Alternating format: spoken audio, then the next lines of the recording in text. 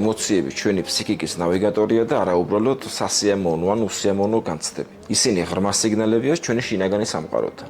სიხარული, ბედნიერება, სიმშვიდე, ეს არა მხოლოდ კომფორტული მდგომარეობებია, არამედ მოწმობა იმისა, რომ ადამიანი საკუთარი ღირებულებების თანხმედრაში იმყოფება. ხოლო საპირისპირო ემოციები, შფოთვა, სიბრაზე, წყენა არ უნდა აღვიქვათ მტრულად. ესაა შინაგანი შეტყობინებები, რომელიც მიგვანიშნებს, რომ სადღაც საკუთარი თავის საწინააღმდეგოდ მოქმედებთ. ცხოვრობთ სხვისი მოლოდინების შესაბამისად და არა შინაგანი არჩევანით. ფსიქიკა არ საუბრობს სიტყვებით, ის საუბრობს შეგრძნებებით.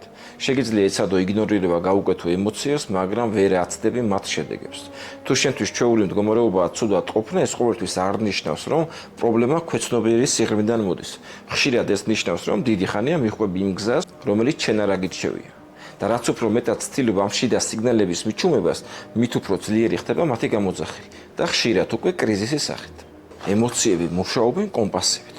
ნუ ჩათვლით მათ თქვენს მტრად. არა საჭირო მათგან გაქცევა, ზოგჯერ დაკვირვებაა საჭირო. და ესეც საკმარისია, რომ მისგან განთავისუფლდეთ. თუ ფიქრობთ, რომ თქვენი პრობლემა მოდის განვლილი ცხოვრების ტრავმებიდან, მაშინ ჩაიწერეთ კონსულტაციაზე. გისურვებთ ყველას წარმატებებს.